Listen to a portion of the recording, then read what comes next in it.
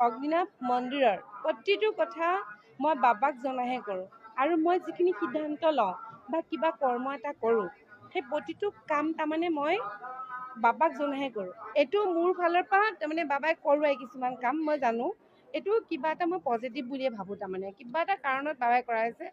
আকৌ বাবা আহিব কাইলৈ। আচলতে মই অলপ আগত লাইভতো কৈছোঁ যে আৰু আগত যোৱাবাৰ যেতিয়া বিতৰ্ক হৈছিলে মই সেই সময়তো কৈছিলোঁ, যেতিয়া কৈছিলে চবে যে অগ্নিনাভ মন্দিৰ বন্ধ কৰিব লাগে কিবা কিবি বহুত কৈছিলে, তেতিয়া মই এষাৰে কথা কৈছিলোঁ যে কোনো ভক্তও যদি নাহে বাবাক মই পূজা কৰিমেই। আৰু বিগ্ৰহভাগক লৈ বিতৰ্ক হৈছিলে তেতিয়া মই কৈছিলোঁ যে প্ৰথম শিৱলিংগ ভাগ আমি স্থাপন কৰিছিলোঁ আৰু এই বিগ্ৰহভাগ শিৱলিংগভাগ স্থাপন কৰা 2বছৰমানৰ পিছতে মই বিগ্ৰহভাগ ৰাখিছিলোঁ। ইয়াতে শিৱৰ শক্তি আছে, একেখিনি কথাই কিন্তু যোৱাবাৰো কৈছোঁ, মই একেখিনিয়ে কৈছোঁ। ইয়াতে আছে শিৱৰ শক্তি, সেই শিৱৰ শক্তিক মই নাম দি লৈছোঁ অগ্নিনাভ।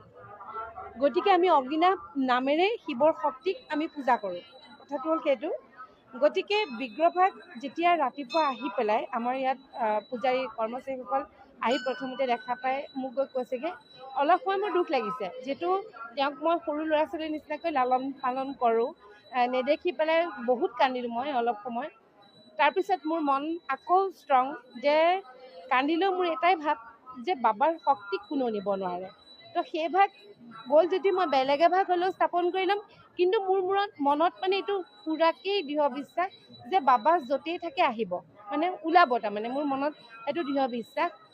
তাৰপিছত মই ষ্ট্ৰং কৰিলোঁ, নাই মই যাওঁ, পূজা মুঠতে কৰিমেই, মই যেনেকৈ কৰিব লাগে কৰিমেই। ঠিক মই কাপোৰ কানি ঠিক পিন্ধিছোঁ, পিন্ধি মেলি মই ইয়াত চাব আহিছোঁ।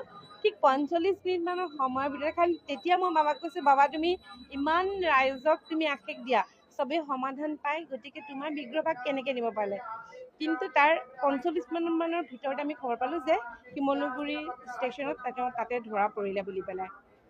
এতিয়া কথা হ'ল, আমি তেওঁক যিধৰণে পূজা কৰি আহিছোঁ, তেওঁক আমি পূজা সদায় কৰিমেই আৰু মনত আমাৰ সেইখিনি তেওঁৰ শক্তিক আমি সদায় পূজা কৰোঁ, পূজা কৰিমেই।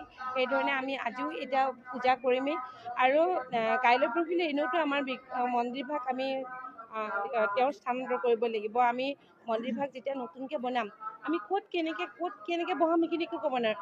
প্ৰত্যেকটো কথা অগ্নিনাভ মন্দিৰৰ প্ৰতিটো কথা মই বাবাক জনাহে কৰোঁ আৰু মই যিখিনি সিদ্ধান্ত লওঁ বা কিবা কৰ্ম এটা কৰোঁ সেই প্ৰতিটো কাম তাৰমানে মই বাবাক জনাহে কৰোঁ। আৰু যিবোৰ সিদ্ধান্ত বা যিখিনি হয় সেইখিনি মই বাবাই কৰাইছে বুলি ভাবোঁ।